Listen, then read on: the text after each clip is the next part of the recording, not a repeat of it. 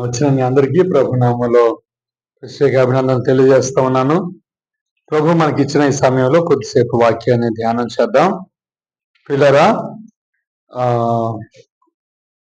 పేతురు యేసుక్రీస్తు ప్రభు వారి శిష్యుల్లో చాలా ప్రముఖమైన వ్యక్తిగా మనకు కనబడుతూ ఉన్నాడు.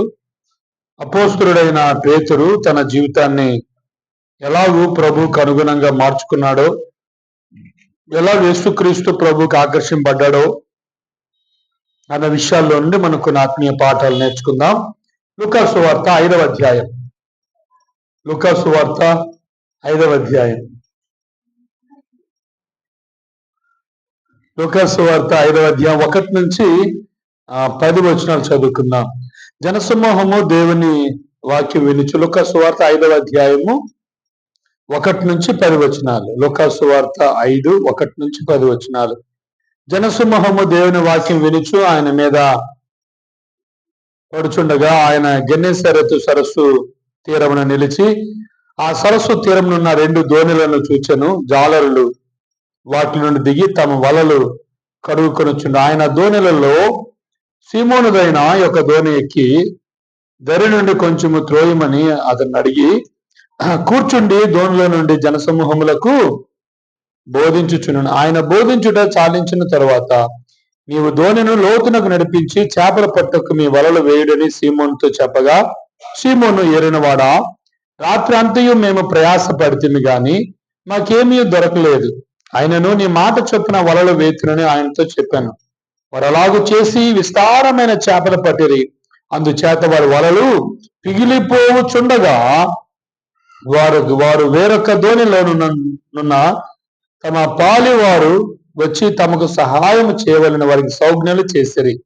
వారు వచ్చి 2 దోణులు మునుగునట్లు నింపిరి. సీమోను పేతురు అది చూచి యేసు మోకాల ఎదుట సాగిలపడి, ప్రభువా, నన్ను విడిచిపొమ్ము, నేను పాపాత్ముడనని చెప్పాను.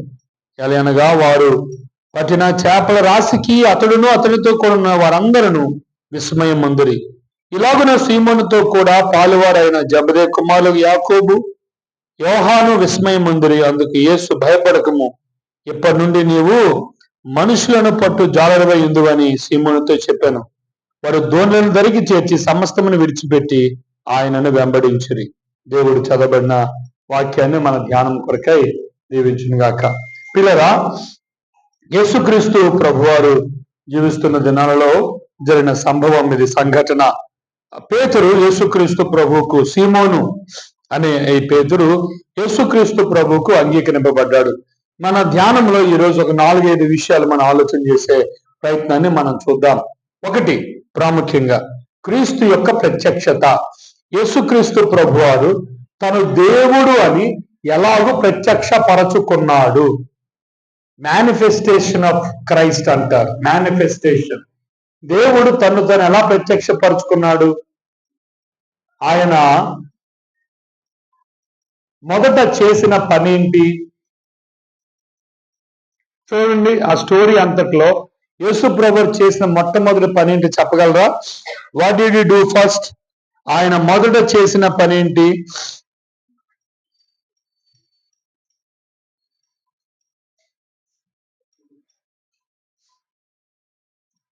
ఆయన అక్కడున్న దోణులన్నింటిలో 3వ వచనం చూడండి. ఆయన ఆ దోణులలో, చదవండి, ఆయన ఆ దోణులలో రైట్, అక్కడ చాలా దోణులు ఉన్నాయి.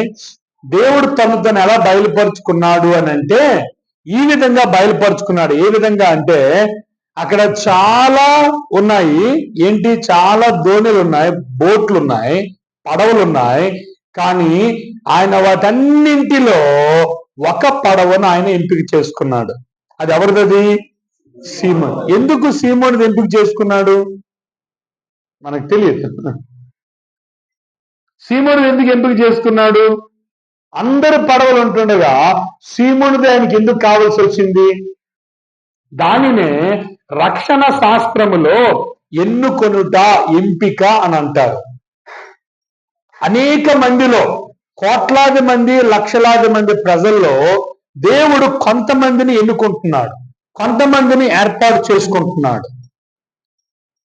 ఎందుకు అందరూ రక్షింపబడటం లేదు? డబ్బున్నవారు, ధనమున్నవారు, జ్ఞానమున్నవారు, విద్యావంతులు యేసుప్రభు నమ్ముకోవటం లేదు.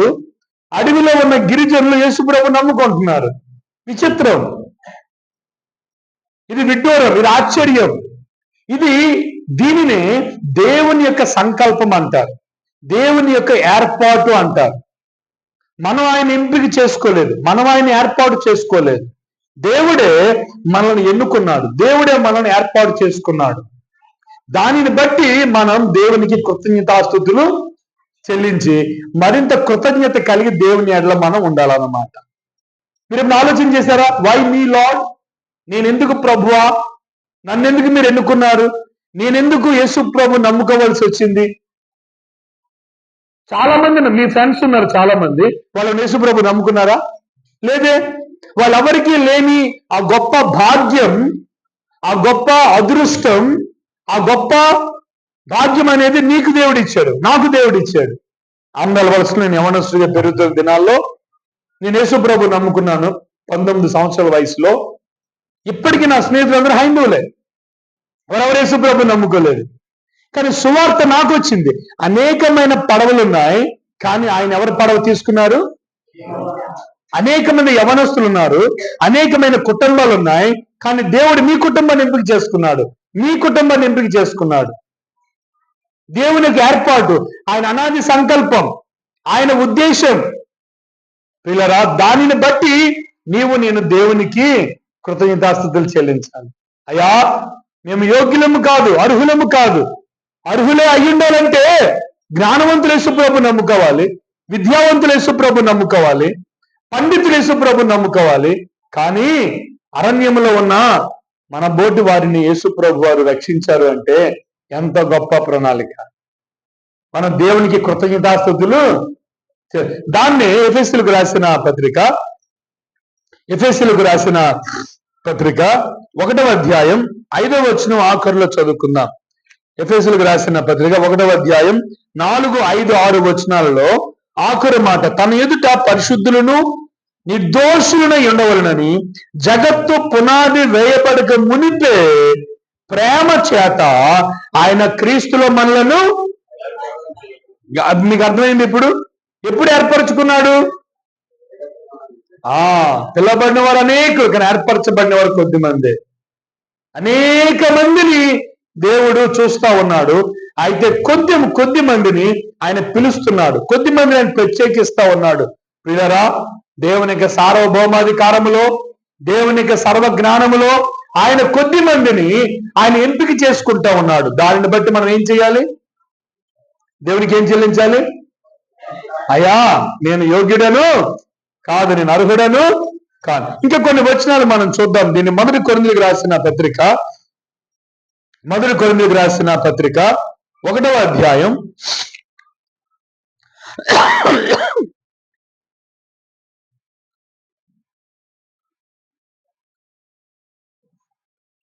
27, 29 వచనాలు చూడండి. ఏ శరీరియు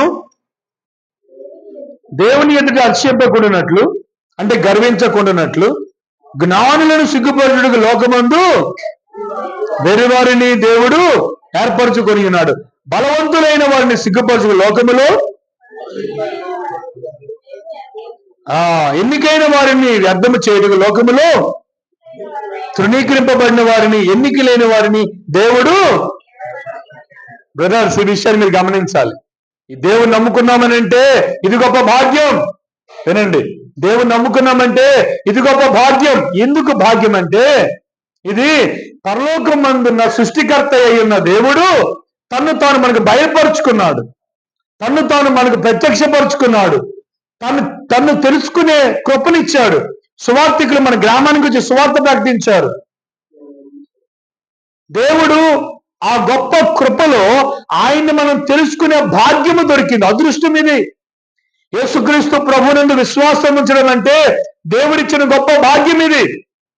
కాబట్టి ప్రియులారా, మన రక్షణను గూర్చి, బైబిల్ గూర్చి, దేవుని గూర్చి, వాక్యము గూర్చి సంతోషించాలి, త్యాగాలు చేయాలి, ఉత్సాహంగా వాటిలో పాల్గొనాలి, ఉజ్జీవంగా మనం ముందుకు పరిగెత్తాలి. వినండి, దేవుడు తన సంకల్పాన్ని మన పట్ల చూపిస్తా ఉన్నాడు. మనం దేవుణ్ణి వెతకలేదు, మనం దేవుణ్ణి వెతకలే, దేవుడు కావాలని మనం వెళ్ళలేదు, కానీ ఆయనే మనల్ని వెతుక్కుంటూ నశించిన దానిని, లూకాసు వార్త 19:10, నశించిన దానిని వెతికి రక్షించుకు మనిషి కుమారుడు ఈ లోకానికి వచ్చాడు.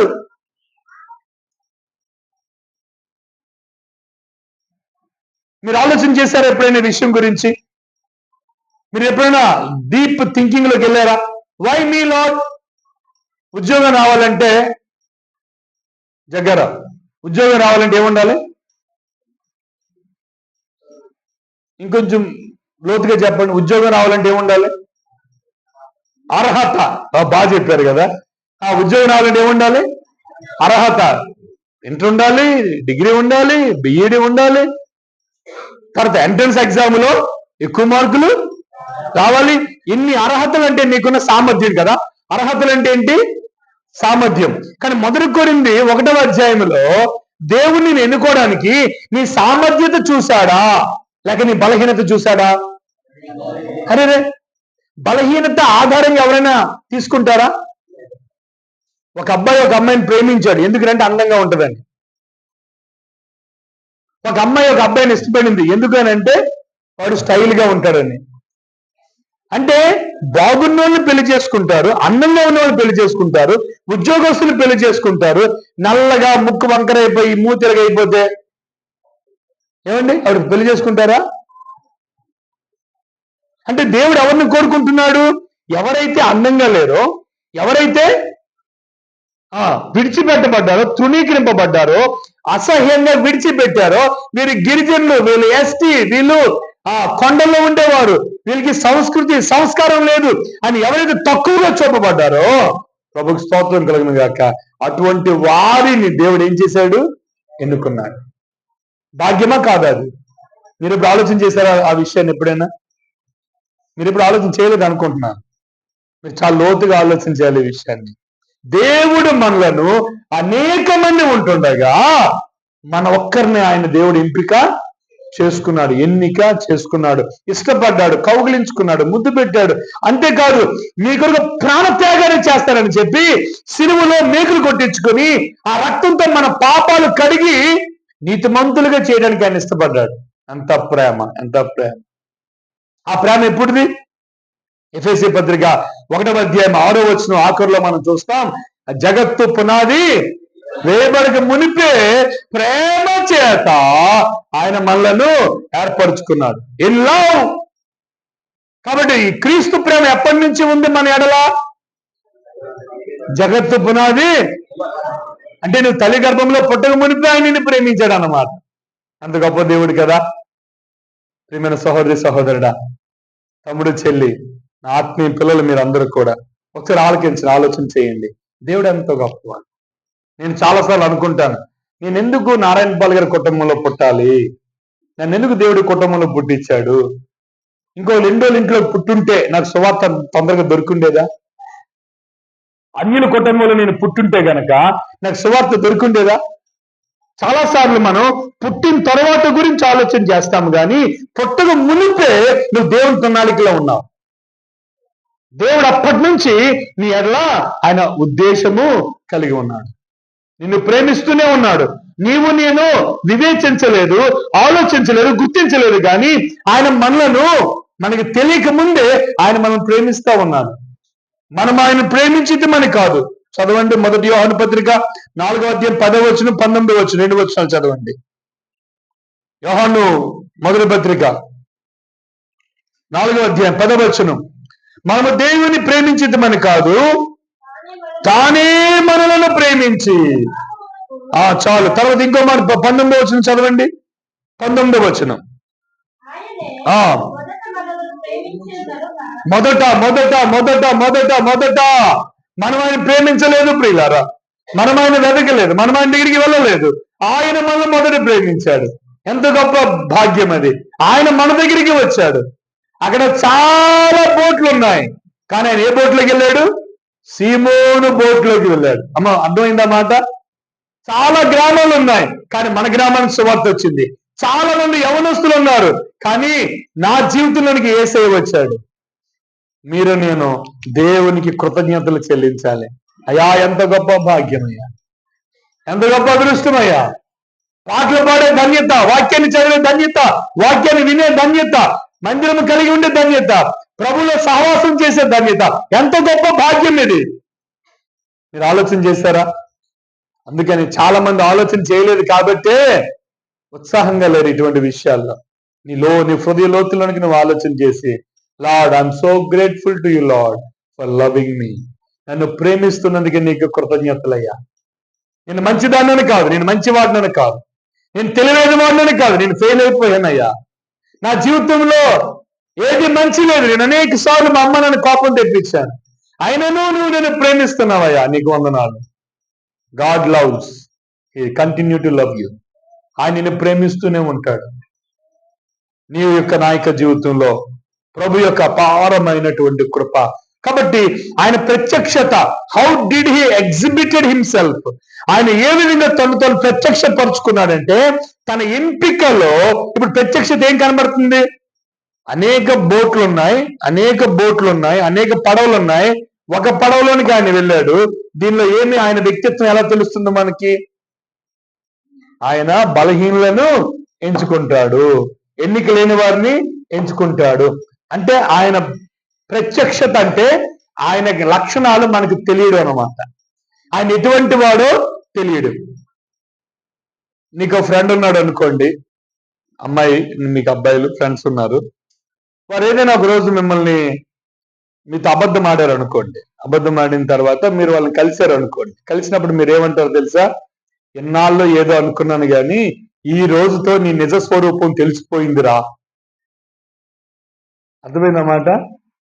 అంటే ఏమైంది? ప్రత్యక్షత జరిగిన, అంటే క్లియర్ గా. ఇప్పుడు దేవుడు ఏమని తెలుస్తున్నాడు మనకి ఇక్కడ? ఆయన చేసిన ఒక చిన్న పని ద్వారా ఆయన ఎంపిక చేస్తాడు. దావీదుని దేవుడు ఎంపిక చేశాడు. దావీదు ఎన్నోవాడు ఇంట్లో? ఆఖరువాడు. సమూయేలు ఇంటికి వచ్చి నేను రాజుగా అభిషేకిస్తానంటే అన్నదమ్ములు అందరూ గట్టిగా ఉండి, ఎత్తుగా ఉండి, బలంగా ఉండి వారందరూ వస్తే దేవుడు చెప్పాడు no no no no. 7 no అని చెప్తే అప్పుడు యెషయాని అడుగుతున్నాడు, అయ్యా నీకు ఇంకెవరైనా కుమారులు ఉన్నారా అని అడిగితే, ఉన్నాడయ్యా ఒకడు గొర్రెల కాపుకి వెళ్ళాడు, ఆడిని పిలండి అంటే వాడిని పిలిస్తే కొమ్ము తైలం పెట్టిన వెంటనే కొమ్ము పెట్టి, నూనెతో ఉన్న కొమ్ము పెట్టి అభిషేకిస్తే దేవుడు చెప్పాడు ఈయన నేను ఏర్పరచుకుని వాడు. అరేరే, కుటుంబంలో ఆకురోడు, అందరికంటే పుట్టోడు. ఎందుకు? గొలియాతుని చంపినప్పుడు రాజు ఇచ్చాడు కదా, రాజు వస్త్రం ఇస్తే గొలియాతు దావీదు ఏమన్నాడు? అయ్యా నాకు అవి చాలవు, నేను చాలా చిన్నవాడు, నాకు చాలా పెద్దగా ఉన్నాయి, నాకు ఇవేం అక్కర్లేదని విడిచిపెట్టాడు కదా. దావీదు సుందరుడు కానీ బలవంతుడు కాదు, పొడుగ్గా ఉన్నవాడు కాదు, సైనికుడు మాదిరిగా ఉన్నవాడు కాదు. God chooses whom he loves. ఆయన ప్రేమించిన వారిని ఆయన ఎంపిక చేసుకుంటాడు. అర్థమైందన్నమాట. ఆయన ఎవరిని ప్రేమిస్తాడో వారిని ఆయన ఎంపిక చేస్తాడు. ఒక మాట చెప్పనివ్వండి, ఇక్కడ కూర్చున్న వారందరినీ ఆయన ప్రేమిస్తున్నాడు, అందుకని మిమ్మల్ని ఎన్నుకున్నాడు. మీరు సావుకుల కుటుంబాలు ఉన్నారు కొంతమంది, సంఘ బదుల కుటుంబాలు ఉన్నారు కొంతమంది, సావుకులుగా పని చేస్తున్నారు కొంతమంది. చాలాసార్లు అనిపిస్తుంది ఎందుకురా ఇందులో పడిపోయాను, ఎందుకు ఇందులోకి వచ్చాను అని అనుకుంటాం. కానీ దేవుడు మనల్ని ప్రేమించి తీసుకొచ్చాడు. ప్రభుకు స్తోత్రం కలుగును గాక. ఆయన మనల్ని ప్రేమిస్తున్నాడు.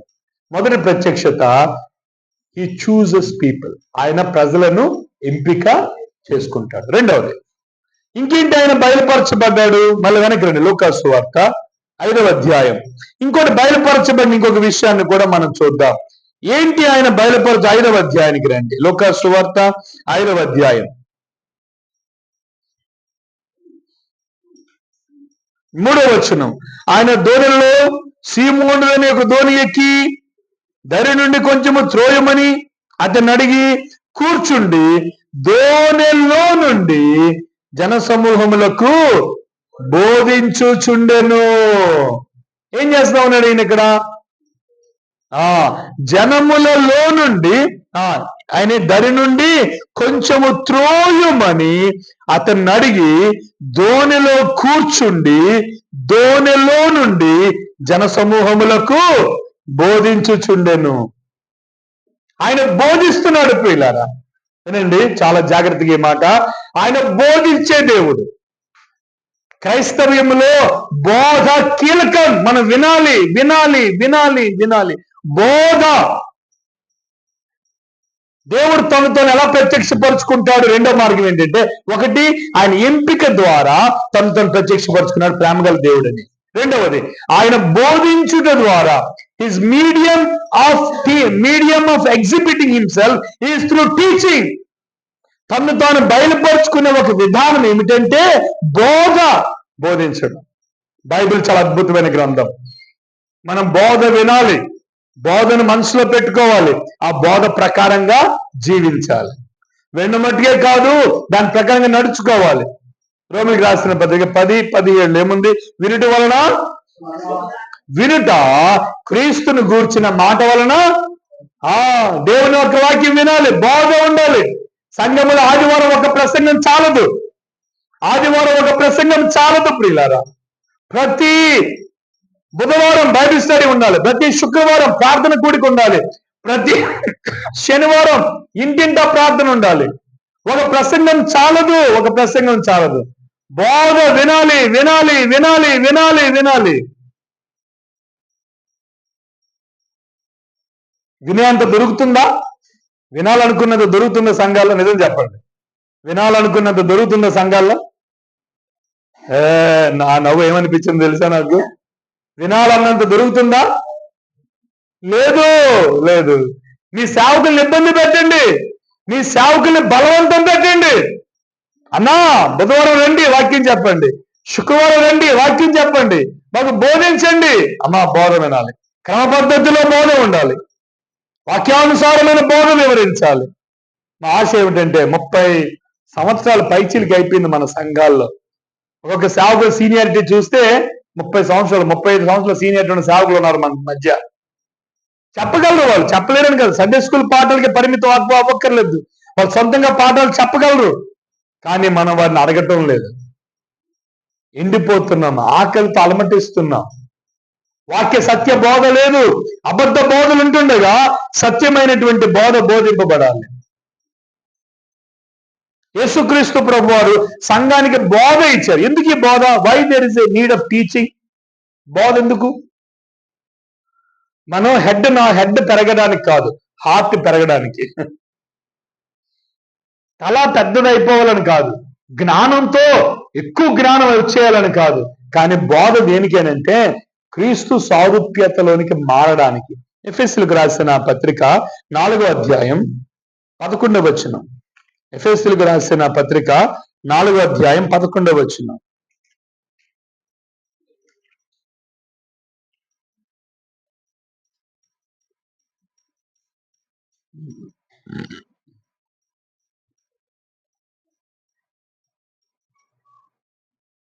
మనమందరము విశ్వాస విషయములోను దేవుని కుమారుని గూర్చిన జ్ఞాన విషయములోను ఏకత్వము పొంది సంపూర్ణ పురుషులు మగవరకు అనగా క్రీస్తునకు కలిగిన సంపూర్ణతకు సమానమైన సంపూర్ణత గలవారు మగవరకు ఆయన ఇలాగూ నియమించాడు. ఎవరు నియమించాడు?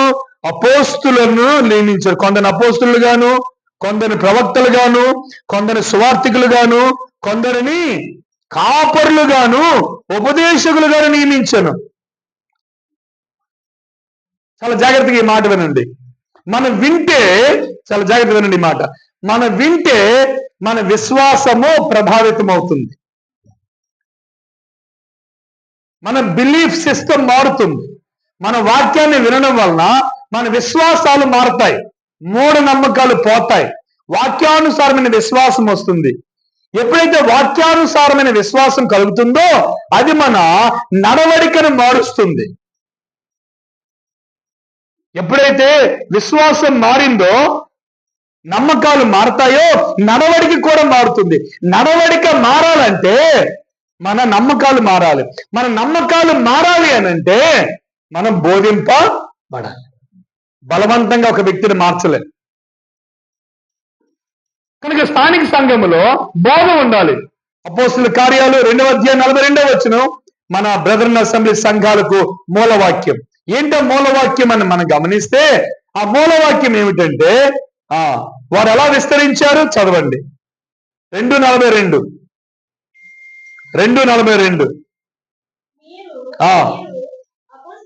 వీరు అపోస్తుల బోధ యందును సహవాసమందును రొట్టె విరుచుట యందును ప్రార్థన చేయుట యందును ఎలా ఉన్నారంట?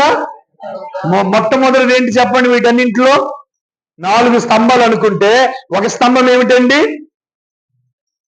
అపోస్తుల బోధ, టీచింగ్ ఆఫ్ అపోజల్స్. మొదటిది బోధ. 4 పిల్లర్లు అన్నమాట. సంఘానికి 4 స్తంభాలు. 4 స్తంభాలు ఏంటి ఇప్పుడు చెప్పండి?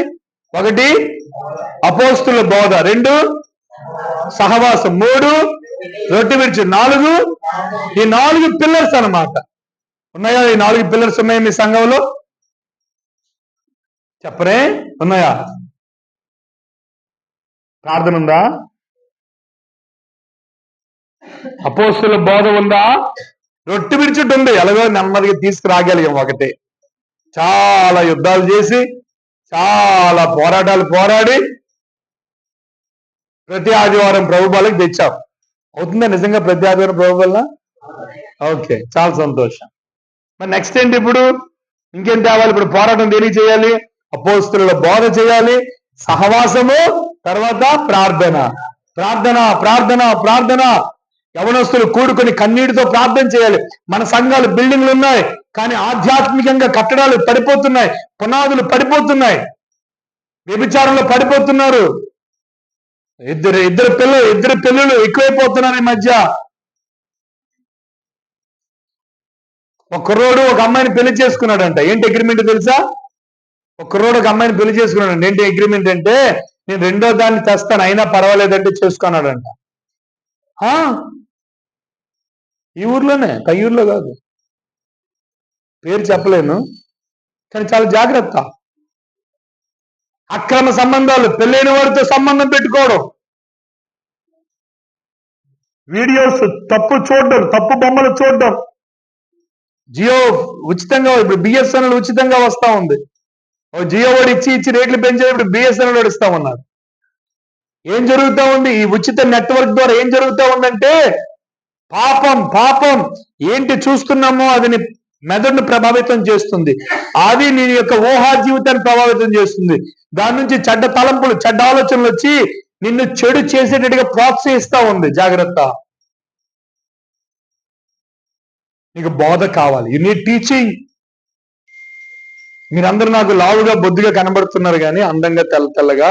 కానీ మిమ్మల్ని అందరం చూస్తుంటే సొమాలియా అనే దేశంలో ఆహారం లేక బక్క చిక్కిపోయిన అస్థిపంజరాల్లో కనబడుతున్నారు మీరందరూ కూడా.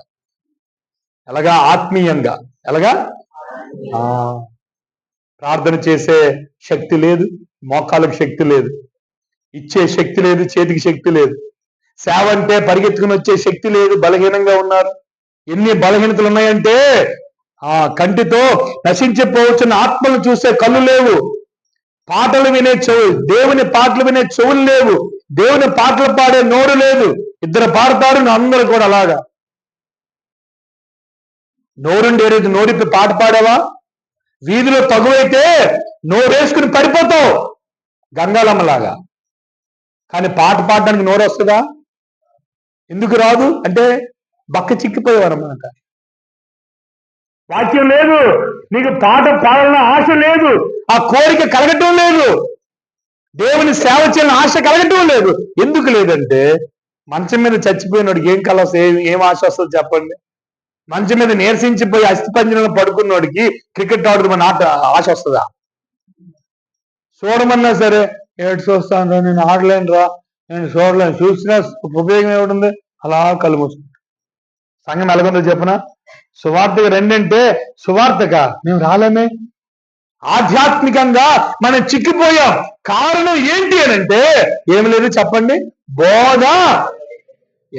ఏది లేదు చెప్పాలి. ఏమి లేదు? బోధ, టీచింగ్ లేదు కదా, టీచింగ్ లేదు. వారానికి ఒక ప్రసంగం చాలు.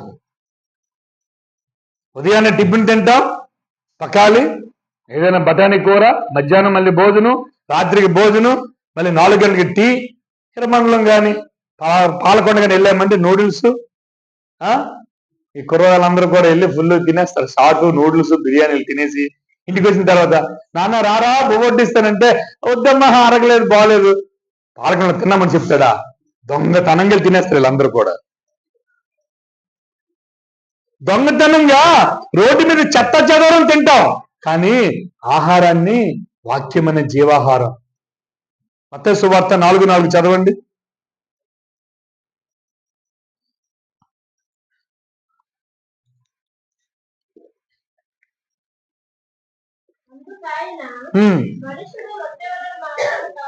మనుష్యుడు రొట్టె వలన మాత్రమే కాదు గాని దేవుని నోట నుండి వచ్చు. అర్థమైంది ఇప్పుడు? నువ్వు ఎలా జీవించాలి? దేవుని నోట నుండి వచ్చు ప్రతి మాట వల్ల నువ్వు జీవించాలి. అర్థమైందా మాట? అంటే నీకు దేవుని వాక్యము జీవాహారం అన్నమాట. చెప్పండి అందరూ, ఏంటి దేవుని వాక్యం? ఏంటి మీకు? అంటే రోజు తినాలా వద్దా? తిన్నారా ఈరోజు ఉదయం? చర్చిలోకి వచ్చి ఎవరో తినిపిస్తే సొంతంగా తిన్నారా? సొంతంగా తినాలంటే అర్థం ఏంటి? సొంతంగా తిన్నారా అంటే అర్థం ఏంటి? నీ మటుకు నువ్వు బైబిల్ ఓపెన్ చేసావా? ఎవరో చెప్పాలి నీకు. చిన్నపిల్లలకైతే ఇటువంటి వాడికైతే వండేసి కలిపేసి ముద్ద చేసి పెడతాం. పైకి ఎదిగినప్పుడు కొంచెం కొంచెం ఎదుగుతుంటే పిల్లలు ఏం చేయాలి? వాళ్ళ మటుకు వాళ్ళు కలుపుకొని తినాలి. ఇంకొంచెం పెద్దోళ్ళు అయితే వాళ్ళ మటుకు వాళ్ళు వడ్డించుకోవాలి. ఇంకొంచెం పెద్దోళ్ళు అయితే వాళ్ళ మటుకు వాళ్ళు కష్టపడి సంపాదించాలి. వాళ్ళ మటుకు వాళ్ళు వండుకోవాలి. అయ్యో, మీరు ఇంకా ఎవరో వడ్డించాలా? మీకు ఇంకా ఎవరో తినిపించాలా? యేసుక్రీస్తు ప్రభువు ఎలా ప్రత్యక్షం అవుతాడనంటే ఆయన బోధలో వాక్యము ద్వారా. దేవుడెవరు? ఆయన వాక్యమై ఉన్నాడు. చెప్పండి అందరూ కూడా. దేవుడెవరు? ఆయన జీవాహారం అయి ఉన్నాడు. చెప్పండి అందరూ. ఆయన జీవాహారం, ఆయన వాక్యము, ఆయన జీవ జలము. నీవు ఆయన్ని భుజించాలి, ఆయన త్రాగాలి, ఆయన నువ్వు ఆస్వాదించాలంటే నువ్వేం చేయాలి తెలుసా? నీ జీవితంలో ఆయన బోధకు లోబడాలి. వినాలి వినాలి వినాలి, నేర్చుకోవాలి, ఒప్పించబడాలి, సరిచేసుకోవాలి, సరిదిద్దుకోవాలి. వాక్యము వినేవాళ్ళు మాత్రమే ఉండకూడదంట. యాకోబు పత్రిక 2వ అధ్యాయానికి మొదటి అధ్యాయానికి రండి. యాకోబు పత్రిక మొదటి అధ్యాయం.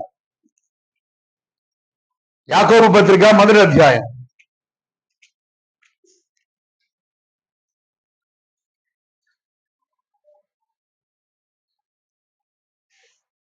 23వ వచనం. ఎవడైనా వాక్యమును వినువాడయ్యుండి దాని ప్రకారం ప్రవర్తింపని వాడైతే తన సహజ ముఖమును చూచుకుని మనుషుని వాడు తను చూచుకుని అవతలికి పోయి తన ఇంటివాడు వెంటనే మర్చిపోవును కదా. మీరు వాక్యమును విని ఏం చేయాలి? ఆ వాక్య ప్రకారము జీవించాలి, మార్చుకోవాలి. అబద్ధం ఆడద్దన్నారా? అబద్ధాలు ఆడటానికి వీల్లేదు. తప్పు చేయొద్దని చెప్పిందా వాక్యం? తప్పు చేయడానికి వీల్లేదు. పవిత్రంగా జీవించాలని వాక్యం చెప్పిందా? పవిత్రంగా ఎంతటి త్యాగమైనా చేయాలి. అమ్మా, ఎండు వ్యక్తిని ప్రేమించకూడదు, పెళ్లి చేసుకోకూడదు అన్నారా? ఎండు సంబంధానికి మీరు ఎవరైనా ఎండు అబ్బాయి వచ్చి నువ్వు నాకు నచ్చావని అంటే సంకలు గుర్తుకుని బైక్ మీదకి తిరగడం కాదు. సిగ్గులేని జాతి, సిగ్గులేని వాళ్ళం మనం. చాలా కుటుంబాల్లో దుఃఖం దుఃఖం దుఃఖం. ఎందుకు అనంటే, ఎందుకు దుఃఖమో తెలుసా? ఎందుకు దుఃఖమో తెలుసా? చాలా కుటుంబాల్లో అన్య సంబంధాలు. మన ప్రభు బిడ్డలు ఎందుకు వెళ్ళిపోతున్నారు? ఎంత విచారం. పూజలు చేస్తున్నారు. అక్కనగూడ నుంచి ఇక్కడ మన గజిలీ వెళ్ళే రూట్ లో ఊరే ఉంది కింద. గజిలీ వెళ్ళే రూట్ లో కిందండి పెదవంగర. పెదవంగల అక్కనగూడ నుంచి ఒక అమ్మాయి, క్రీస్తు అమ్మాయి, ఒక ఎండు అబ్బాయిని పెళ్లి చేసిన అక్కడ ఉంది. ఏం చేయాలి? ఇప్పుడు దేవతల్ని పూజ చేస్తుంది, పండుగలు చేస్తుంది, వినాయక చవితి చేస్తుంది. జీవము గల దేవుని నమ్ముకొని విగ్రహాలకు పూజ చేయడం సబబేనా? మరి ఎవడో వచ్చి అమ్మా, ఇంకో మాట చెప్పేస్తాను, సీరియస్ మాట. పెళ్ళి అవ్వకపోయినా పర్లేదు తండ్రి, నాకు క్రైస్తవ బిడ్డ కావాలని ఎప్పుడు అడిగావు నువ్వు దేవుణ్ణి? చాలా ప్రాముఖ్యం.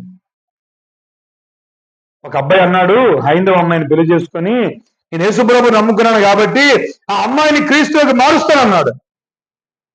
ఆ అమ్మాయిని క్రీస్తులోకి మార్చగలడా? సొలొమోన్ రాజు పరిస్థితి ఏమైంది? సొలొమోన్ రాజు పరిస్థితి ఏమైంది? అన్ని స్త్రీలను పెళ్లి చేసుకుంటే ఆయన్నే వాళ్ళు మార్చేశారు. సంసోను పరిస్థితి ఏమైంది? వీళ్ళందరికంటే గొప్పోడు వీడు. ఎవరు? వలసగోడలో ఉన్నాడు ఒకడు. ఇప్పుడు ఏం చేస్తుంది తెలుసా? ఆవిడ చర్చికి రాదు. ఇప్పుడు నేను రానండి, అంతే, నేను రాను, నాకు నచ్చలేదు. మారు మనసు లేకుండా, పాప క్షమాపణ లేకుండా బాప్తిజం తీసుకోవడం ఒక నేరం అయితే, చర్చికి వచ్చి పాల్గొనడం ఇంకొక నేరం. పిల్లరా వినండి, దేవుడు మనతో మాట్లాడుతూ ఉన్నాడు. ఒకసారి ఆలకించండి. తమ్ముడు ఆ పని చేస్తూ ఉంటాడు, మీరు ఇటు చూడండి. మొదటి ప్రత్యక్షత ఏంటండి? ఆయన ఎంపిక చేసుకున్నాడు, ఆయన ఎన్నుకున్నాడు కదా, ఆయన ప్రత్యేకపరుచుకున్నాడు. రెండవ ప్రత్యక్షత ఏంటి? ఆయన బోధిస్తా ఉన్నాడు. మూడవ ప్రత్యక్షత అదేమిటంటే, వారి బలహీనతలో ఆయన బలాన్ని చూపించాడు. వారి అసమర్థతలో తన శక్తి సామర్థ్యాలు చూపించాడు. వారి నిస్సహాయతలో ఆయన బలాన్ని చూపించాడు. ఏమన్నాడు చూడండి, లోపలికి వెళ్ళి చేపలు పట్టుదమ్మ రండి అని అంటే వారు ఏమన్నారు? 5వ వచనం చదవండి. సీమోను, ఏలినవాడా, రాత్రి అంతయు నేను ప్రయాసపడితిమి గాని, లూకాసు వార్త 5వ అధ్యాయం 5వ వచనం. లూకాసు వార్త 5వ అధ్యాయం 5వ వచనం. ఏలినవాడా, రాత్రంతయు మేము ప్రయాసపడితిమి గాని మాకేమీ దొరకలేదు, అయినను నీ మాట చొప్పున. అప్పుడేం జరిగింది? వారు అలాగూ చేసి విస్తారమైన చేపలు పట్టిరి, అందుచేత వారి వలలు పిగిలిపోచుండగానుందా? పడవలు మునిగిపోతూ ఉన్నాయా? అంటే దేవుడు ఎంత గొప్ప ఆశీర్వాదాన్ని ఇచ్చాడు. వారు ఫెయిల్ అయిపోయారు, కానీ దేవుడు వారిని సక్సెస్ వైపు నడిపిస్తున్నాడు. వారు ఫెయిల్ అయిపోయారు, వారు శ్రమ పడ్డారు, వారు నిష్ఫలులు అయిపోయారు. బ్రదర్స్, ఒక మాట వినండి. పేతురు ఒక మాట అంటాడు, అద్భుతమైన మాట. ఈ మాట మీ మనసులో పెట్టుకోండి. లోకము చెప్పిన దానికి దేవుడు వ్యతిరేకంగా చెప్పినప్పటికీ కూడా నీవు నేను చేయవలసిన పని ఏమిటో చూడండి. ఏమంటాడు ఆ 5వ వచనములో? ఈ రాత్రంతయు మేము ప్రయాసపడితిమి గాని మాకేమీ దొరకలేదు, అయినను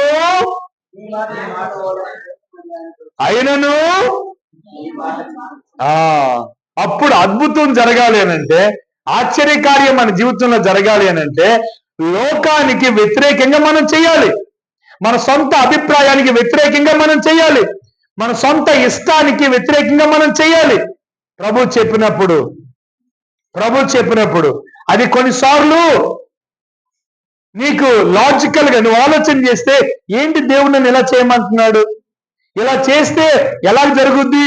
కాదు, ఆయన చేయమన్నాడా?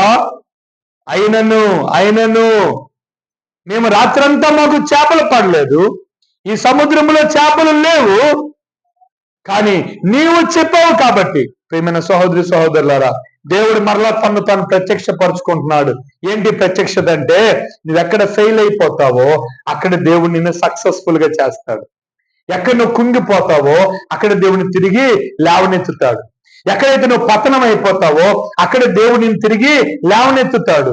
అయితే నువ్వేం చేయాలంటే, ప్రభు దగ్గరికి వచ్చి, ప్రభువా నువ్వు చెప్పినట్లుగా నేను చేస్తానయ్యా, I will obey to you lord, I will do whatever you command me to do. ప్రభు నువ్వు చెప్పింది నేను చేస్తాను. నా సొంత జ్ఞానం కాదు, నా సొంత ఆలోచన కాదు, నా సొంత ఉద్దేశం కాదు, నా సొంత బలము కాదు, నువ్వేం చెబితే చేస్తానయ్యా. అట్టర్ ఒబీడియన్స్, దేవునికి పరిపూర్ణమైన విధేయత. యవనస్తుడిగా వివాహ విషయంలో ఏ ఉద్యోగం పడితే ఉద్యోగం చేయబాకండి, ఏ చదువు పడితే చదువు చేయబాకండి, ఏ పని పడితే పని చేయబాకండి. ఆ పని చేయడం వలన, ఆ ఉద్యోగం చేయడం వలన నువ్వు దేవునికి మహిమకరంగా జీవించగలవా? ఆదివారం ఆరాధనకు వెళ్ళడానికి అభ్యంతరకరంగా ఉంటుందా ఉద్యోగం? మొదటే నువ్వు అడగాలి నీ ఎంప్లాయర్ని, అయ్యా నాకు ఈ ఉద్యోగం ఇస్తున్నారు, కానీ ఆదివారం నాకు సెలవు ఉంటుందా? ఆదివారం సెలవు ఉండదయ్యా అంటే, నమస్కారం సార్, నాకు మీ ఉద్యోగం వద్దయ్యా, నేను ఆదివారం ప్రభు మందిరంలో ఉండాలి. మన గిరిజన ప్రాంతాల్లో యవనస్తులు చాలా మంది ఉద్యోగం చేస్తున్నారు. అటువంటి కమిట్మెంట్ తో ఉన్నవారు మీకు ఎవరైనా తెలుసా? ఎవరైనా తెలుసా మీకు అటువంటి కమిట్మెంట్ తో ఉన్నవాళ్ళు? దొరకరా? ఎవరున్నారు అటువంటి వాళ్ళు? పెట్రోల్ బంక్ లో ఉద్యోగం చేస్తారు. ఆదివారం మనందరూ ఆరాధనలో ఉంటే వీళ్ళు హిరమండలంలో, సేతంపేట, పాలకొండ ఐటీడీ బంకుల్లో ఈ సహోదరులు ఉద్యోగాలు చేస్తున్నారు. అయ్యో, ఆదివారం ఇది పండుగ దినం, ఇది ప్రత్యేకమైన దినం, ఇది విశ్వాసగా నేను ప్రభు మందిరంలో కూర్చోవాలి. ఆదివారం నాకు ప్రత్యేకమైన దినం. నేను ఎన్నైనా పోగొట్టుకుంటాను కానీ ఆదివారం నేను పోగొట్టుకోను. ఆదివారం యొక్క విశేషత, ఆదివారపు ప్రత్యేకత నీ హృదయంలో ఉండాలి.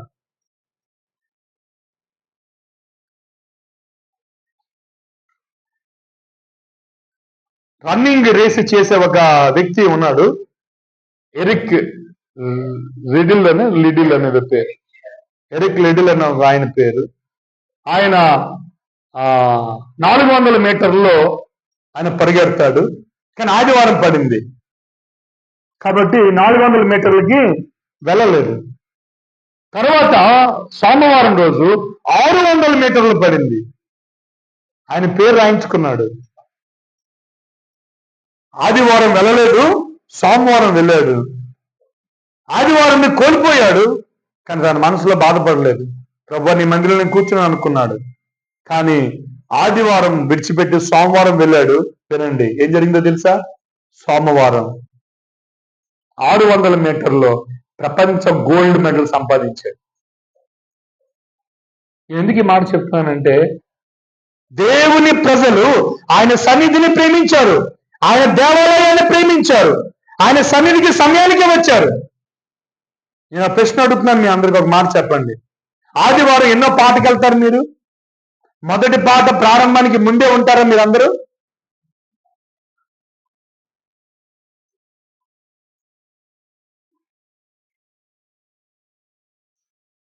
ఎంత ఆలస్యం, ఈ లోక ప్రకారం ఎంత ఆలస్యంగా వెళితే అంత గొప్పోలు. ఎంత ఆలస్యంగా వెళ్తే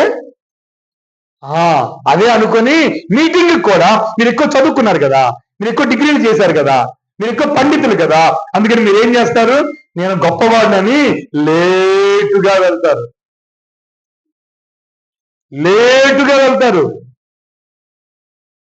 కరెక్ట్ కాదు. 9 గంటలకు ఆరాధన అంటే 8:30కే మీరు మందిరంలో ఉండి మౌనముగా మోకాల మీద వాక్యాన్ని ధ్యానించుకోవాలి. 9 గంటలకు ఆరాధన అంటే పోతకు 9 గంటలకే వెళ్ళిపోవాలి నువ్వు మందిరానికి.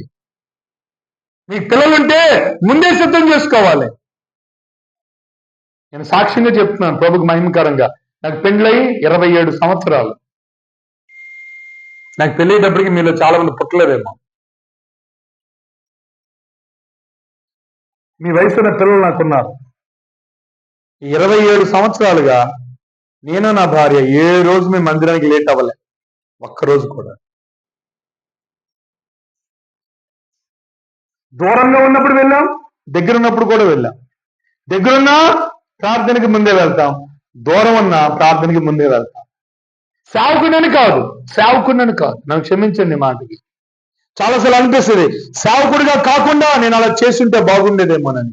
సేవకుడిని కాకుండా ఉంటే మంచిది. ఆ విషయాల్లో నేను ప్రసంగించకపోయినా సరే సేవకులు వచ్చి మందిరానికి రారా, మండల్లో కూర్చుంటారా అరగంట గంట సేపు.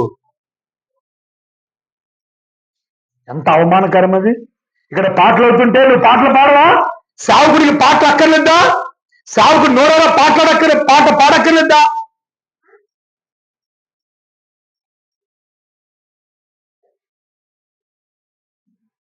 ఒక దినము గడుపుట అంటే 1 గంట గడిపితే 2 గంటలు గడిపితే ఎంత భాగ్యమది, ఎంత భాగ్యమది. ఇదేమి చేయలేకపోయినా సరే మందిరానికి ముందే వచ్చేసాయి, కూర్చో, ప్రభుని ఆరాధన చేయి, పాటలు పడుకుని నీ మనసును సిద్ధం చేసుకో ఆరాధన చేయడానికి. సోకులు చేసి రుద్దిందే రుద్ది, దువ్విందే దువ్వి, వేసిందే జడేసి ఒకసారి అడిగాను ఒక పాపకి, ఏరా లేట్ అయిపోయి ఉంటే 3 సార్లు జడేసాను అయ్యారు, సరిగ్గా రాలేదు అందుకని లేట్ అయిపోయింది. ఓ నీ జడ తగలయ్యా, దేవుడు నీకు జుత్తిచ్చి తప్పు చేశాడే, ఇంత కొత్తిమీర కట్టలకి ఇంత పిల్లకైతే బాగుంది నీకు.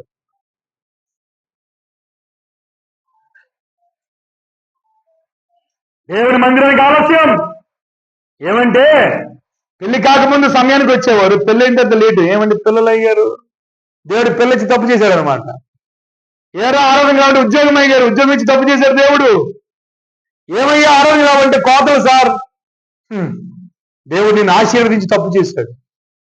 అందుకనే దేవునికి అగనామం పెడతావు నువ్వు, దేవుని మందిరానికే నువ్వు అగనామం పెడతావు. ఎంత అక్రమం అది, ఎంత అన్యాయం. దేవుని మందిరములో ఆయన వాక్య బోధ వినిపింపబడాలి. ఆయన ప్రత్యక్షతలు, ఒకటి ఏమిటండి ఆయన ఎంపిక, రెండవది ఏంటండి ఆయన మాటలు, మూడవది ఏంటండి ఆయన ఫెయిల్యూర్ ని సక్సెస్ గా చేయడం. What ever is failed in your life, నీ జీవితంలో ఏదైతే ఫెయిల్ అయిపోయావో దేవుడు దాన్ని ఏం చేస్తున్నాడు, విజయంగా చేసి ఆయన తను తాను నిరూపించుకుంటాడు, తను ప్రత్యక్షపరుచుకుంటాడు. గాడ్ ఈజ్ రియల్, దేవుడు కల్పితం కాదు, దేవుడు సజీవుడు ప్రియులారా. ఆయన సజీవంగా ఉన్నటువంటి వాడు మన దేవుడు. ఆయన జీవగలవాడు, ఆయన అభూత కల్పన కాదు, ఆయన కల్పితం కాదు. దేవుడు వాస్తవము అని రుజువు చేయాలంటే లోకానికి నువ్వు నేనేం చేయాలో తెలుసా, ఆయనను నీవు చెప్పినట్లే నేను చేస్తాను. I will do lord what ever you say. ఇంకో మాట, యేసుప్రభు వారి వృత్తి ఏంటి, వడ్రంగివాడు. యేసుప్రభు వృత్తి ఏంటి, పేతురు సీమోను పేతురు వాళ్ళ వృత్తి ఏంటి, చేపలు పట్టారు. వీళ్ళు ఇంకో మాట అనుకోవచ్చు కదా, వడ్రంగి వాడికి ఏం తెలుసయ్యా చేపల పట్టడం గురించి. కానీ ఒక మాట చెప్తాను వినండి, మన ప్రభువు సమస్తం ఎరిగిన, నీ పనిలో నీకంటే నిష్ణార్థుడు నీ ప్రభువు. వ్యవసాయం గురించి తెలియదు అనుకుంటున్నావేమో, విత్తనాల గురించి తెలియదు అనుకుంటున్నావేమో, నీకున్న అవసరాల గురించి తెలియదు అనుకుంటున్నావేమో, కానీ ప్రభుతో మాట్లాడు. ప్రభు నీతో చెప్పినప్పుడు ప్రభు మనతో మాట్లాడతాడు ప్రియులారా. ఆయన ప్రత్యక్షతను ఆయన మాటల్లో మనకి వివరిస్తాడు. ఆయన మన హృదయంతో మాట్లాడతాడు, వాక్యం ద్వారా మాట్లాడతాడు, ఆలోచన చెప్తాడు హృదయంలో నుండి, హెచ్చరిక చేస్తాడు, గద్దింపునిస్తాడు. మన సాక్షిని చైతన్యం చేసి మనతో ఆయన మాట్లాడి మనలను పవిత్రమైన మార్గం నడిపించడానికి ఆయన ప్రయత్నం చేస్తాడు. At the inner small still voice you must listen to it. నీలో దేవుడు మాట్లాడే ఆ చల్లని మెల్లని స్వరాన్ని నీ వినే అలవాటు నీకు ఉండాలి, వాక్యం చదువుతూ ఒక మాట ప్రార్థన చేయి, ప్రభువా నాతో మాట్లాడయ్యా, you speak to me lord. నీ వాక్యము నా పాదములకు నా త్రోవకు. నీ జీవితం నెరవేరిందా వచ్చును చెప్పండి, ఒక్క అనుభవం చెప్పండి.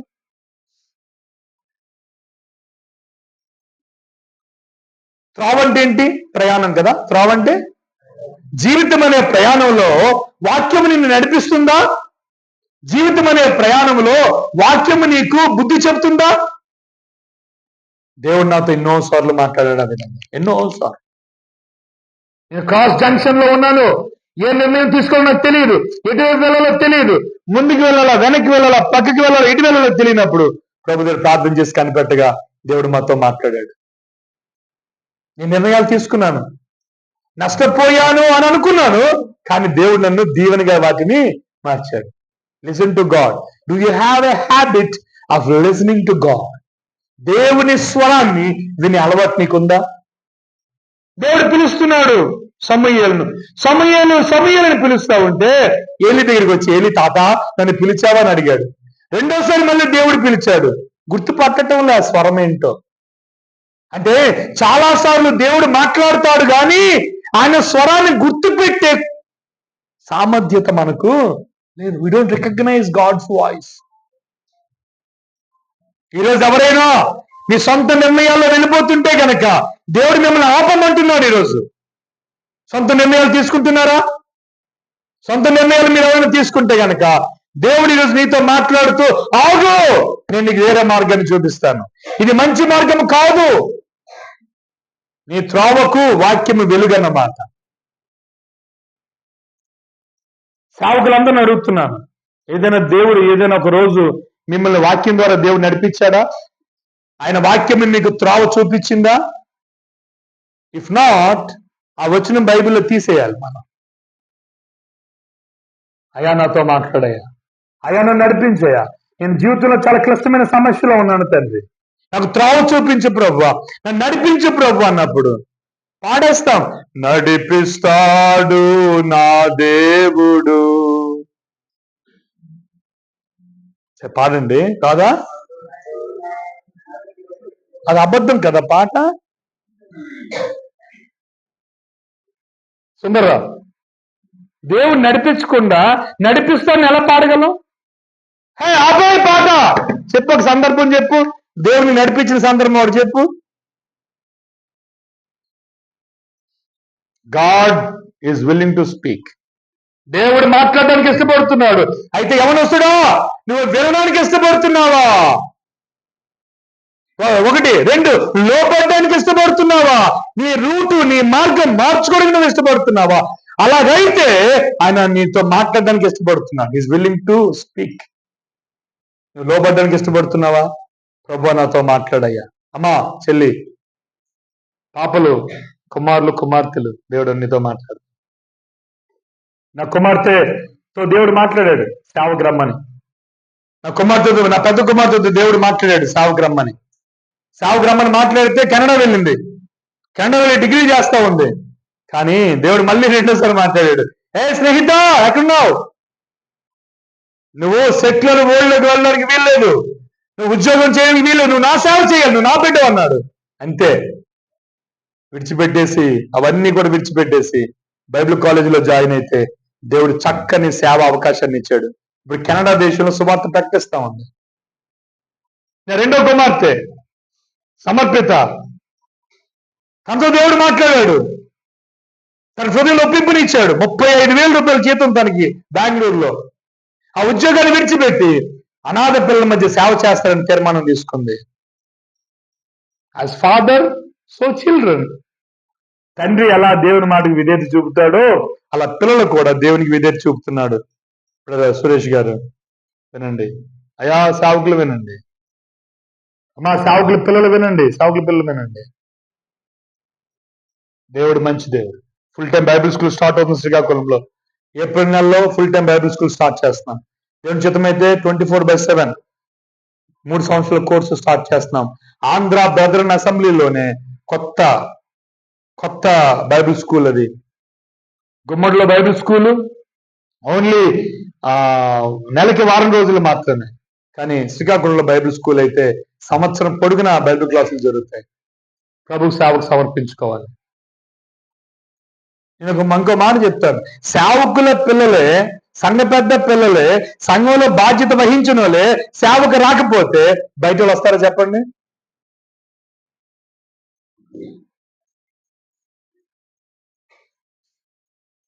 అలాగే నా పిల్లల్ని బలవంతం చేయలేదు. కానీ మేము ప్రార్థన చేసాం. ఏంటో చెప్ప, నేను అమ్మగారు ప్రార్థన చేసాం. ఒక 5 పిల్లలు యాక్చువల్ గా. పెద్ద బాబు చనిపోయింది, పరలోకంలో ఉంది. 4 పిల్లలు. ఈ 4 పిల్లలు దేవుని సేవకు రావాలని మేము ప్రార్థన చేశాం. వాళ్ళ మీద ఏ రోజు బలవంతం చేయలేదు సుమి. అందుకని మేము ఏ రోజు సేవలో తిప్పలేదు వాళ్ళని. ప్రసంగాలు చేయండి. ఇప్పుడు ప్రతి పాస్టర్ గారు కూడా చిన్న వాళ్ళ అమ్మాయిని పిల్లల్ని కూర్చొని పెట్టి టీవీలో మీరు చూస్తారు కదా, ప్రతి పెద్ద పాస్టర్ గారు చిన్న వాళ్ళ పిల్లలందరినీ కూడా పాస్టర్ గా స్టేజీలు ఎక్కిస్తారు. నేను ఏ రోజు ఆ పని చేయలేదు. ఏ రోజు వాళ్ళు వేదిక మీద కూర్చొని పెట్టలేదు. వాళ్ళు నేను వాక్యం చెప్తారు కిందే కూర్చున్నారు. దేవుడు వాళ్ళకి సేవకు పిలిచినప్పుడు, దేవుడు వాళ్ళ హృదయాల్లో కార్యం చేస్తే ఆ స్వరాన్ని వింటే వాళ్ళు ప్రభువుకి రావాలి. కానీ నా పనిలోకి వారు రాకూడదు. నేను చేసే పనిలో మూర్తిగాడు కూడా ఫీల్డ్ లో ఒక ఆచారం స్టార్ట్ అవుతా ఉంది. అదేంటంటే సేవకుడు చనిపోతే, సేవకుడు అనారోగ్యం అయితే వాళ్ళ కుటుంబంలో వాళ్ళు ఎవరో ఒకలా సేవ తీసుకునేటట్టుగా ఒక క్రమమైన పద్ధతి వస్తా ఉంది అక్కడ. అది కరెక్ట్ కాదు. వంశపారంపర్యంగా సేవ కాదు. వంశపారంపర్యమైన సేవ అయితే ఈ సేవ నేను ఎప్పుడే విడిచిపెట్టేసేవాడిని. కానీ ఈ సేవకుడు దేవుని పిలిచాడు కాబట్టి నేను సేవ చేస్తున్నాను. లేకపోతే అవమానాలు వచ్చి, నిందలు భరించి, అవమానాలు ఎదుర్కొని నేను సేవ చేయవలసిన అవసరం లేదు. గౌరవం లేని దగ్గర సేవ చేయక్కర్లేదు. కానీ ఎందుకు సేవ చేస్తున్నామనంటే ఆయన పిలిచాడు, ఆయన స్వరం నేను విన్నాను. ఎంత నష్టం వచ్చినా సరే, ఎంత కష్టమైనా సరే ఆ ప్రభు పరిచర్య చేస్తాం. సువార్త ఎరుగని గ్రామాలు చాలా ఉన్నాయి. సువార్త ప్రకటించవలసిన బాధ్యత మన మీద ఉంది ప్రియులారా. అనేక మందికి మనం సువార్త ప్రకటించవలసిన వారమై ఉన్నాం. దేవుడు మనం పిలుస్తున్నాడు. ఆయన స్వరాన్ని వింటున్నావా? Say yes. ప్రభు నాతో నువ్వు మాట్లాడుతున్నావయ్యా, నేను ఈ స్వరాన్ని వింటున్నానని చెప్పండి. ప్రభు మీ జీవితంలో అద్భుతాన్ని చేస్తాడు. ఏంటి అద్భుతం చెప్పనా? పెద్ద బిల్డింగ్ కడతావని కాదు, పెద్ద కారు కొంటావని కాదు, నువ్వు అనేక మందికి ఆశీర్వాదకరంగా, you will be blessing for many. నేను ఎంతగానో దీవించబడ్డాను ప్రియులారా. ప్రభు మాటకి లోబడి, ప్రభు యొక్క చిత్తానికి లోబడినప్పుడు దేవుడు తన కార్యాలు చేస్తూ ఉన్నాడు. కాబట్టి ఆయన ప్రత్యక్షత ఎలా చూపించాడు చెప్పండి? ఒకటి ఎంపిక, రెండవది మూడవది మన ఎక్కడైతే ఫెయిల్ అయిపోతున్నామో అక్కడ మనలను సక్సెస్ చేసేటట్లుగా.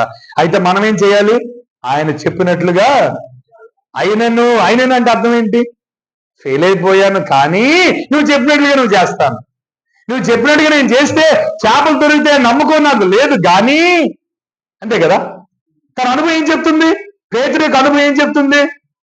చేపలు దొరకవు. కానీ తన అనుభవం అలా చెప్పినప్పటికీ కూడా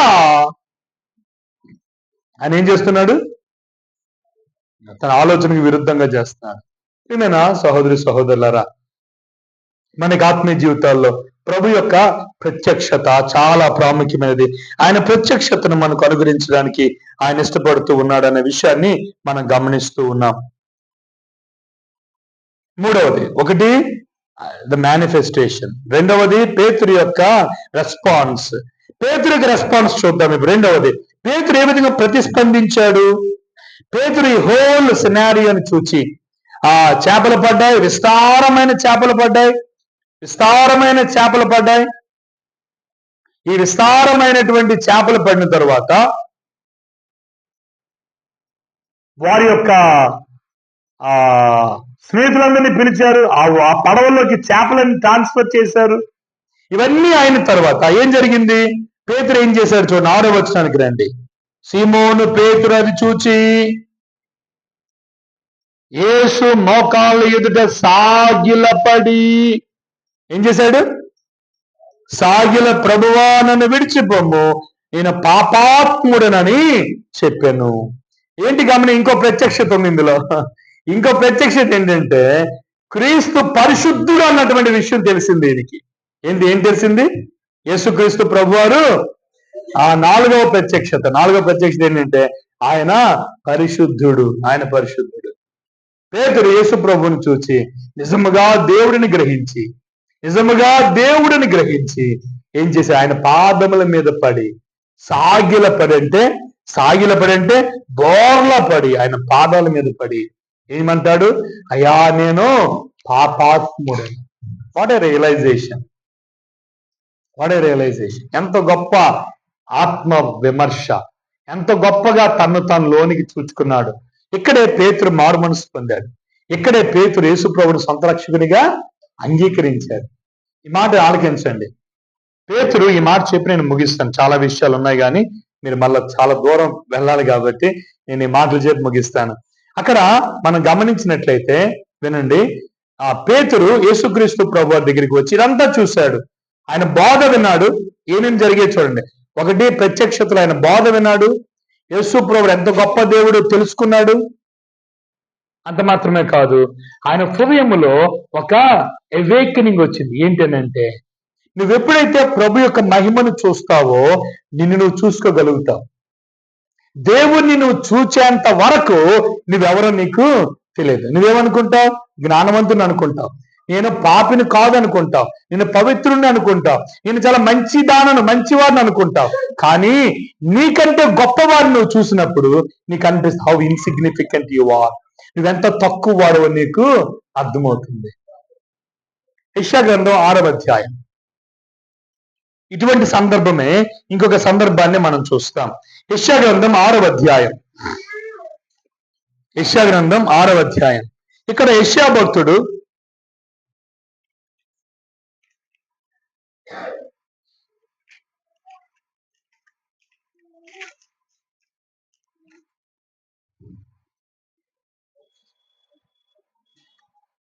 పరలోకం తెరవబడింది.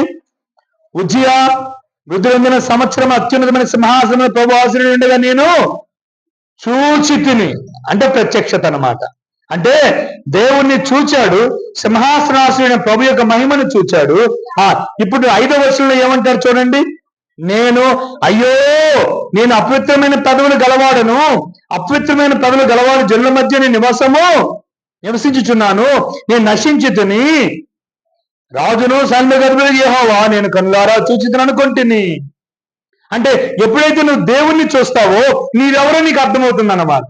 నువ్వు దేవుణ్ణి చూడనంత వరకు నువ్వు గర్విష్ఠిగా ఉంటావు, అహంకారిగా ఉంటావు, తిరుగుబోతుగా ఉంటావు, తిరుగుబోటు చేసేటట్లుగా ఉంటావు. కానీ ఎప్పుడైతే నువ్వు దేవుణ్ణి చూస్తావో, ఓరి నాయన ఇంత గొప్ప దేవుని ముందు నేను ఏపాటి వాడను, నేను ఎంతటి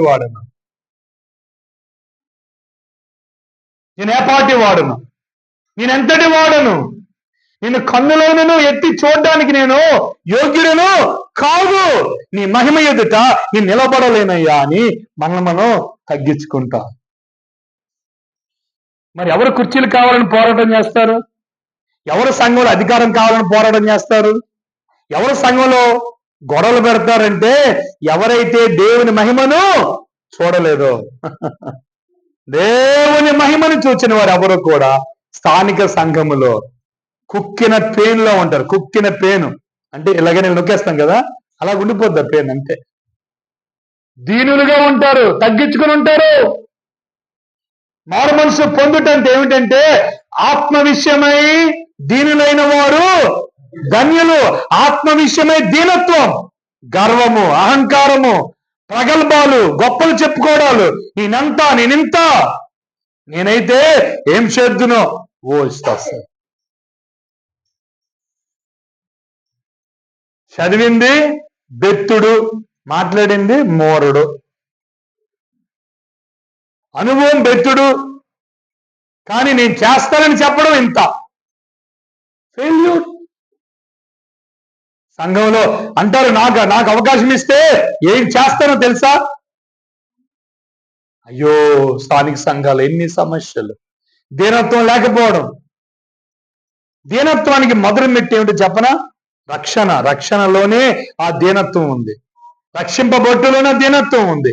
ఒక వ్యక్తి అయా నేను పాపిని, నన్ను క్షమించు అని కన్నీటితో ప్రభు పాదాల దగ్గరికి వచ్చి పాపాలు ఒప్పుకొని ఆయన ప్రభుత్వాన్ని స్వీకరించాలి. రక్షణ అంటే ఏమిటో చెప్పనా? రక్షణ అంటే ఏంటో తెలుసా? పాపాలు ఒప్పుకోవడం మాత్రమే కాదు, దానితో పాటుగా యేసు క్రీస్తును ప్రభువుగా స్వీకరించాలి. అర్థమైందన్నమాట? యేసుక్రీస్తును అంటే మన మీద అధిపతిగా, మన మీద యజమాయిషి చేయువాడిగా, మన మీద అధికారిగా ఆయన ఒప్పుకోవడమే రక్షణ. రోమిలకు రాసిన పత్రిక 10వ అధ్యాయం 9-10 వచనాలు.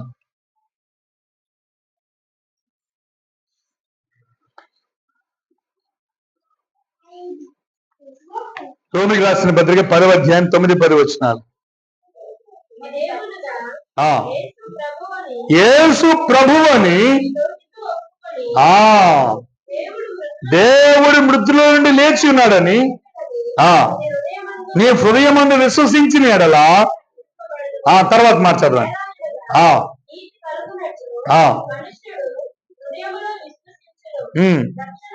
రక్షణ కలుగునట్లు నువ్వు నోటితో ఒప్పుకోవాలి. ఏమని?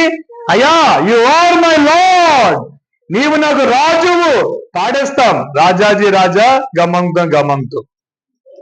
రాజులకు రాజు, ప్రభులకు. మరి నీకు రాజేనా ఆయన? నీకు ప్రభువేనా ఆయన?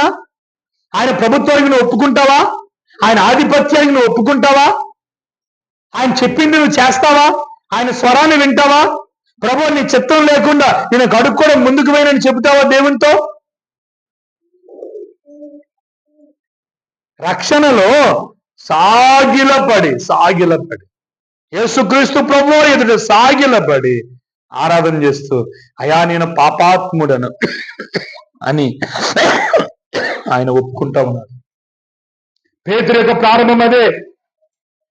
ఆయన బోధ చెప్పినప్పుడు బోధకు విన్నాడు, ఆ బోధకు విన్నాడు. హృదయంలో మార్పు జరిగింది. అద్భుతాన్ని చూశాడు, ఆశ్చర్యాన్ని చూశాడు. ఇంకా తాను నియంత్రించుకోలేకపోయాడు. సాగిలపడి తన జీవితాన్ని సమర్పించుకున్నాడు దేవునికి. ఇదిగో దేవా, నా జీవితం ఆపాద మస్తకం నీకు అంకితమని తన జీవితాన్ని యేసుక్రీస్తు ప్రభుకు అప్పగించుకున్నాడు. ప్రియులారా, ఇక నేను బ్రతికేది నేను కాదు, నేను చచ్చిపోతాను అని సాగిలపడి తన జీవితాన్ని యేసుక్రీస్తు ప్రభుకు సమర్పించుకున్నాడు. అంత గొప్ప తీర్మానం కదా. పేతురు జీవితంలో ఆయన చేసిన తీర్మానంలో గొప్ప తీర్మానం ఏంటంటే పాపినని ఒప్పుకోవడం. దేవా, నేను పాపాత్ముడను.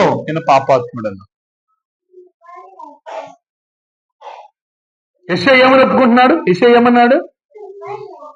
నేను అపవిత్రమైన పెదవులు గలవాడను, అపవిత్రమైన పెదవులు గల మనుషుల మధ్య. రోమికి రాసిన పత్రిక 7వ అధ్యాయం. ఇక్కడ పౌలు ఒక విషయాన్ని ఒప్పుకుంటున్నాడు. రోమికి రాసిన పత్రిక 7వ అధ్యాయం. ఇక్కడ అపోస్తలుడైన పౌలు ఒకటో విషయాన్ని ఒప్పుకుంటా ఉన్నాడు. 24వ వచనం చదవండి.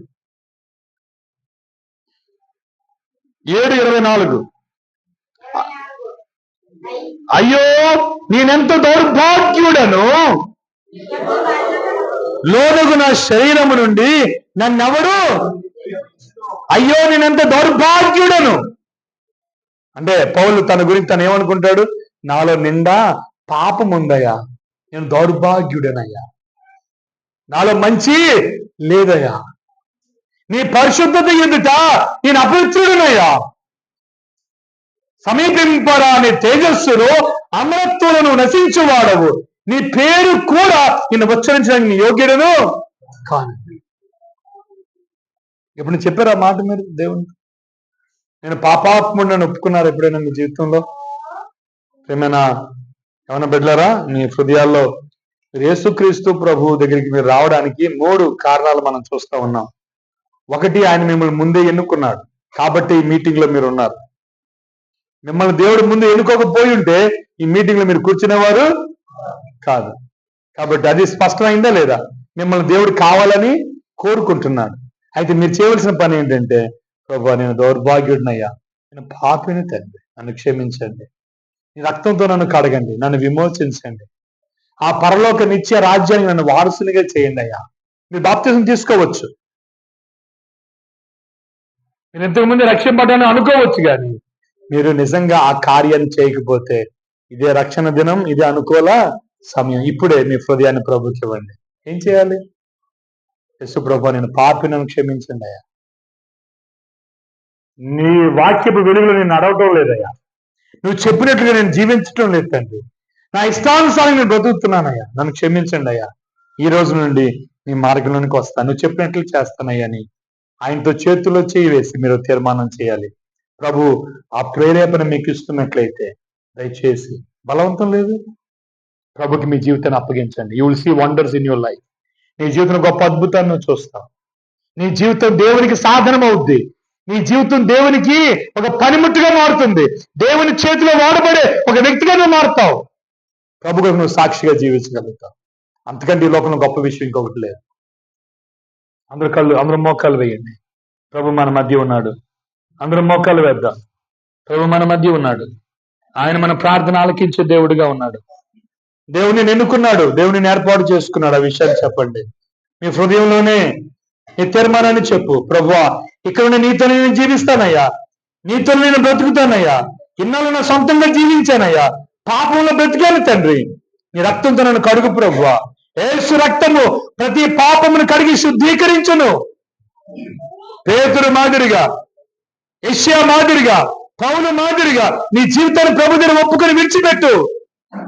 ప్రభువా, నీ కొరకు నేను బ్రతుకుతానయ్యా, ఇన్నాళ్ళు నా కొరకు నేను జీవించాను ప్రభువా, ఇక్కడ నుంచి నీ కొరకు బ్రతుకుతానయ్యా. ప్రార్థన చేయండి. ఎవరు మౌనంగా ఉండద్దు.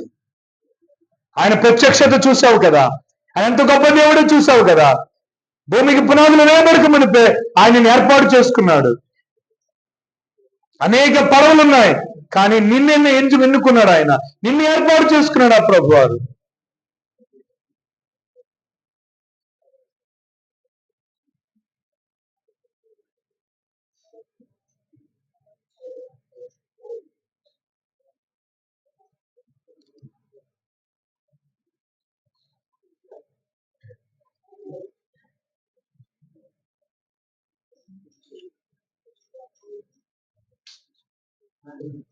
నేను పాపాత్ముడను, పాపపు పెదవులు గలవాడి మధ్య నివాసం చేస్తున్నాను. పాపపు పెదవులు గలవాడును, నేనెంత దౌర్భాగ్యుడను. ప్రభు దగ్గర ఒప్పుకోండి. నీ అబద్ధపు పెదవులు ఒప్పుకోండి దయచేసి.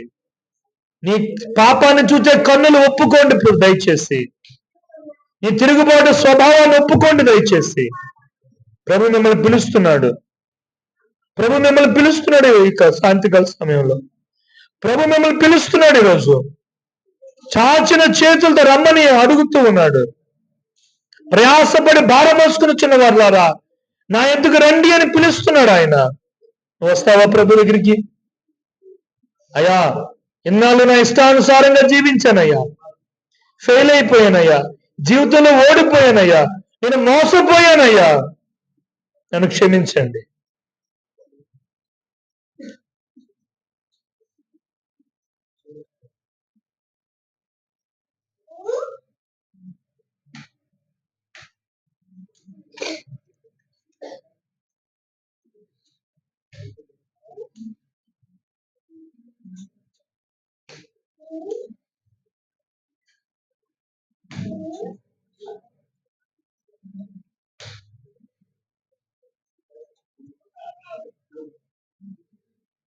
నేను చెప్పిన ప్రార్థన చెప్పండి. నేను చెబుతాను, నా వెనకాల చెప్పండి. అందరూ కాదు, మనసులో చెప్పండి. ఎవరైతే ఈ రోజు నుంచి ప్రభు కొరకు జీవిస్తాను నేను అని ఎవరైతే అనుకుంటారో వారు మాత్రమే చెప్పండి. పరలోకమందున్న తండ్రి, నేను పాపంలో ఉన్నానయ్యా. నేను అబద్ధాలు పెదవులు ఉన్నాయి, నాకు పాపపు పెదవులు ఉన్నాయి ప్రభు. నాకు నా హృదయంలో నేను పాపాన్ని ఆలోచిస్తున్నానయ్యా. నిత్య నరకానికి వెళ్ళిపోవలసిన నన్ను మీరు ఎన్నుకున్నారు, నన్ను ఏర్పాటు చేసుకున్నారు. ఇప్పుడే తీర్మానం చేస్తున్నా, నీతోనే బ్రతుకుతానయ్యా, నీతోనే జీవిస్తాను. నీవు లేకుండా నేను బ్రతకలేనయ్యా, నీవు నాకు కావాలి ప్రభువా అని తీర్మానం చేస్తున్నాను. నా పాపాన్ని విడిచిపెడతానయ్యా, నీ కొరకే జీవిస్తాను.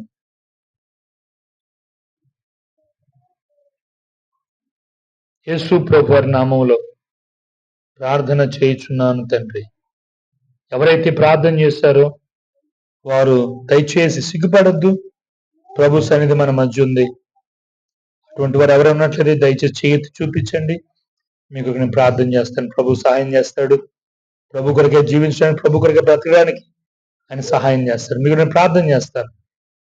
దయచేసి సిస్టర్స్ అయినా బ్రదర్స్ అయినా ఎవరైనా సరే చేతులు ఎత్తి, అయ్యా ఇక్కడి నుంచి నీ కూడా బ్రతుకుతానయ్యా, నీ కూడా జీవిస్తాను. Thank you, thank you, thank you, thank you sister, thank you దేవా, నీకు thank you brother, thank you, thank you, very good దేవా, నీకు స్తోత్రం.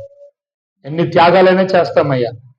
పడవలు విడిచిపెడతాం, దోణెలు విడిచిపెడతాం, వలలు విడిచిపెడతాం, నీ కొరకే మేము బ్రతుకుతామయ్యా. ఈ లోకంలో ఏది మాకొద్దు, ఎన్నివే మాకు కావాలయ్యా, నీ కొరకే మేము జీవిస్తామయ్యా. స్తుతులు చెల్లిస్తున్నాం.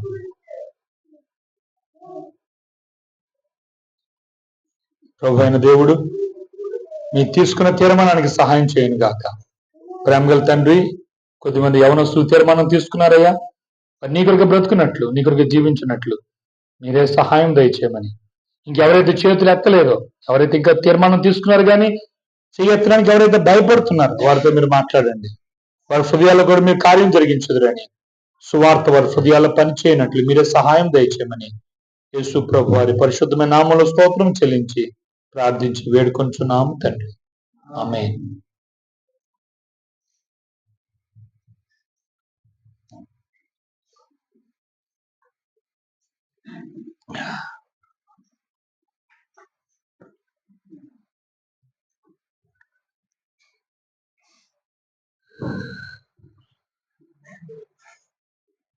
Orang ayam yang ngajarina, kani dangra dangi untuk maina kobalina, jangan tidak kena di umpena, oleh yang lebih, mana ada ganudenle marati itu naik sungai beli nengah benata itu naik sungai beli nengah beli itu aman dengan jadi yang itu udah itu dia benasa semedi nengah ngale guna gana se benasa namun dia nanti jadi mari markam dalam itu aman jadi mari markam dalam si koja dalam tadi yang barang tahun itu kan dalam tadi nanti nanti benasa itu Saya akan saya pilih dulu dengan ini, saya pilih apa nanti berbeda sana. Nasional apa nanti, benar boleh itu naruh ada apa nanti. Kalau untuk bangsa, so nanti nanti mata masa tempat juga ada baru dari dari waktu untuk aku minta dari ini buat juga tanggal itu saya beri seperti negara yang sudah sih yang tahu itu yang wajib berkata yang sekali pemerintah dan itu awal sunnah biasa dari nanti ya di kalau kita nanti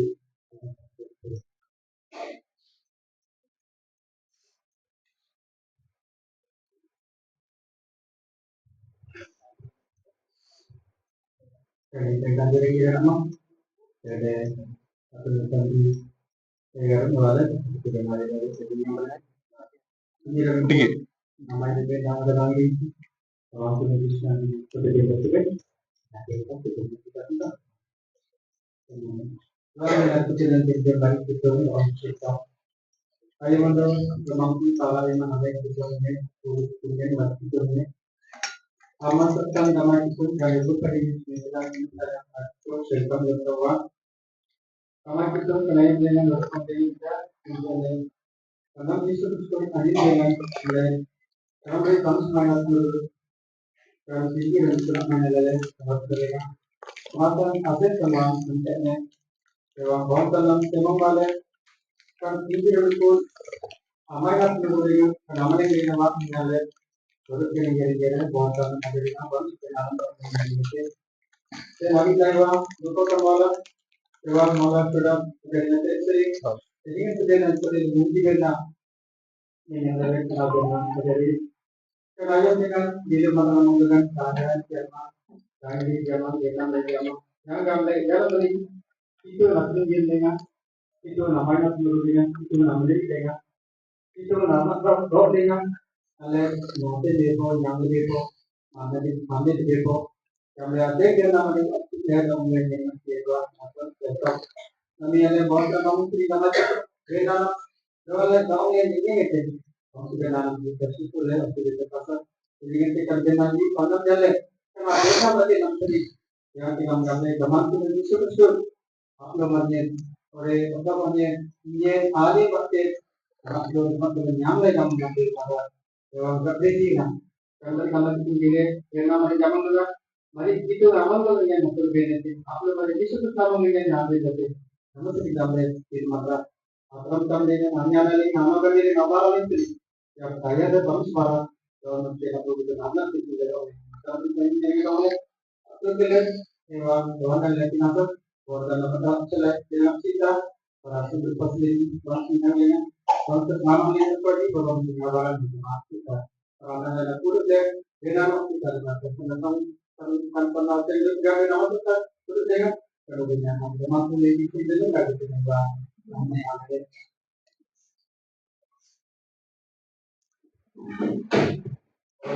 dari nyala itu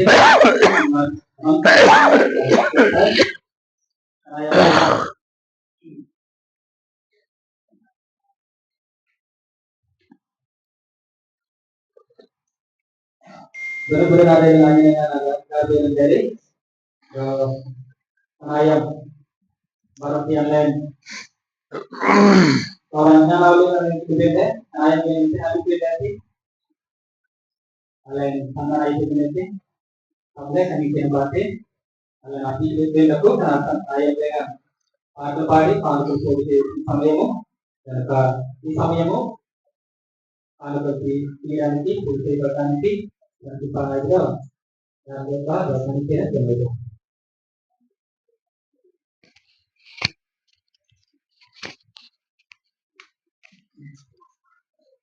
आता अगोदर किती ज्ञान होते